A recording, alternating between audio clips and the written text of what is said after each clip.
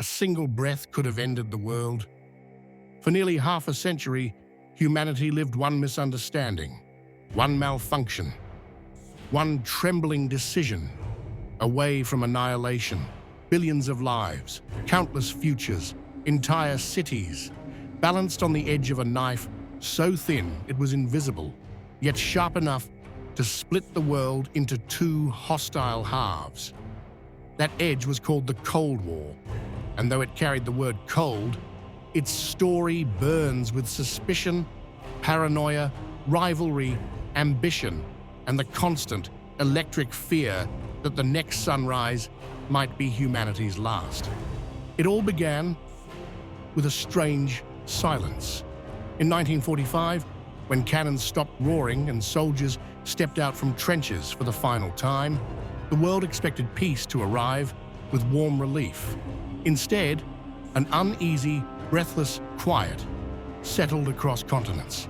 A silence thick enough that it made people nervous, like a room where a dangerous conversation is about to begin. The United States and the Soviet Union had won the war together, yet neither trusted the other. Their alliance was like a bridge built for a storm, solid enough to withstand a mutual enemy, but too fragile to endure calm weather.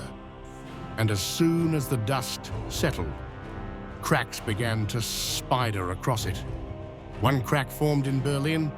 The city was carved into 4 sectors: American, British, French, and Soviet. But Berlin was deep in Soviet-controlled territory, and Joseph Stalin claimed it like a predator defending a carcass. The Western Allies, however, refused to surrender their foothold.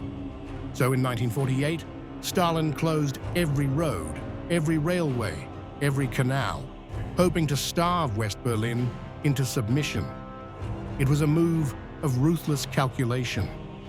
But the response he received was something he didn't expect. For over 300 days, the sky above Berlin filled with cargo planes. Day and night, they rumbled overhead, carrying coal, medicine, food, millions of tons of supplies.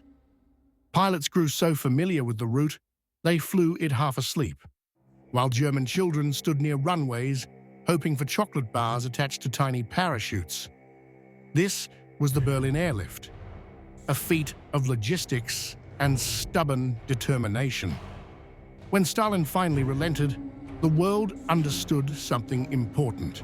The Cold War wasn't going to be won by force alone. It would be a contest of willpower, technology, ideology, and endurance. Not long after, another crack formed, this time in the heart of the Soviet Union's pride. In 1949, the world learned that the Soviets had detonated their first atomic bomb.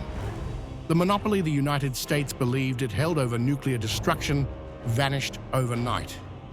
Fear seeped into daily life. Children learned to hide under desks as if thin wooden panels could stop the fire of 1,000 suns. Families dug backyards into fallout shelters, stocked with cans and candles. Movie theaters played newsreels showing mushroom clouds. People did their grocery shopping with quiet dread. Yet fear wasn't the only response. On both sides, brilliant minds raced to build bigger, faster, more terrifying weapons. Soon, hydrogen bombs replaced atomic ones, bombs that redefined what destruction meant. In laboratories and secret test sites, physicists created power once reserved for gods and nightmares, and governments collected them like a twisted kind of insurance. The more you had, the less likely you believed your enemy would dare attack. The logic was simple, horrifying, and effective. If we both can destroy everything, neither of us will. This, in essence, became the doctrine of mutually assured destruction, a phrase that sounds like a joke until you realize it kept the world alive. But the Cold War didn't simply grow upward into bigger weapons. It spread sideways, infecting culture, politics, and daily life with its quiet poison. Hollywood produced films about spies lurking in suburban shadows. Comic books warned children to watch for infiltrators. Teachers told students that freedom could be lost with a whisper. In the Soviet Union, meanwhile, radios broadcast stories about greedy capitalists plotting to enslave the workers of the world. Newspapers printed triumphs of Soviet science and industry, painting the West as decadent, weak, and corrupt. In this world, suspicion wasn't a feeling, it was survival. Yet amid the fear, something magnificent happened. Rivalry sparked innovation. Soviet scientists launched Sputnik in 1957, the first artificial satellite to pierce the heavens. Americans stared up at the night sky in panic, convinced that the beeping metal sphere was the beginning of something sinister. In a sense, it was, though not in the way they feared. It ignited the space race.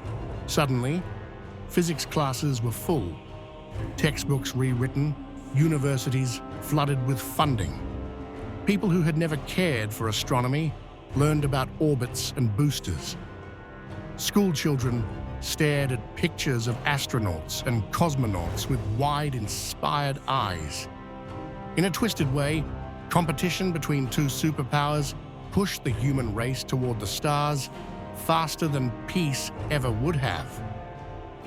Even the moon became a battlefield, not one of armies, but of prestige. When Neil Armstrong stepped onto lunar dust in 1969, 500 million people watched. Some cried, some cheered, some feared what it meant. But everyone felt something. The Cold War had taken humanity farther than any dreamer of ancient times could have imagined. As the superpowers looked upward, they also sought influence across Earth, and often that influence turned violent. In Korea, a peninsula became the first real hotspot of Cold War fire.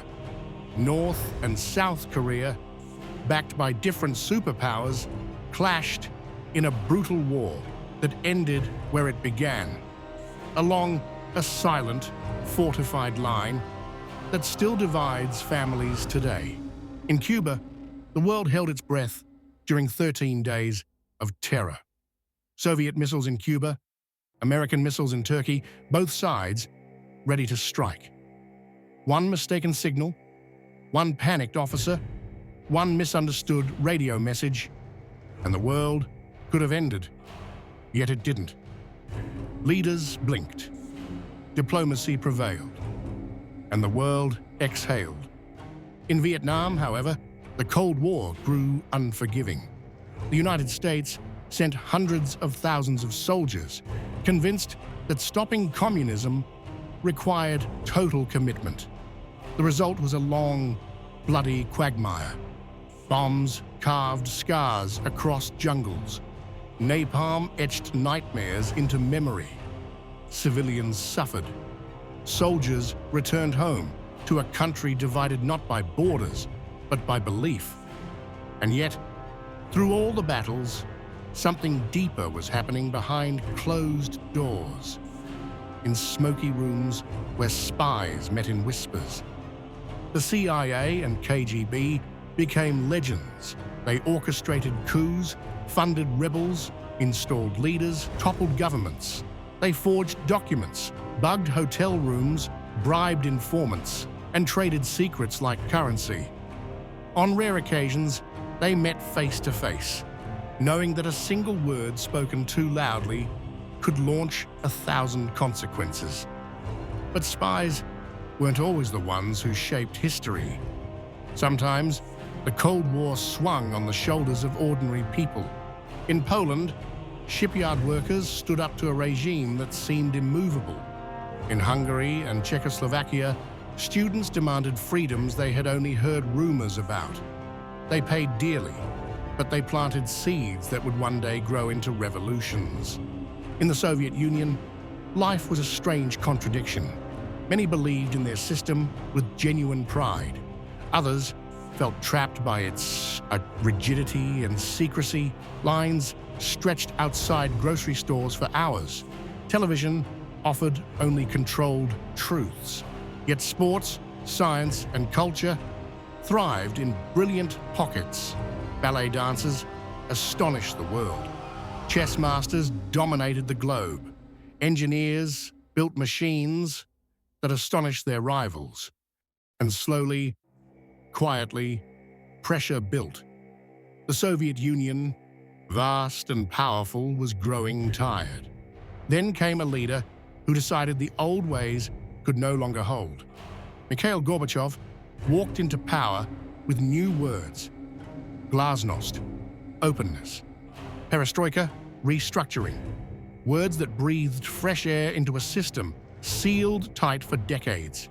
At first, people felt cautious hope, then bolder hope, then unstoppable hope.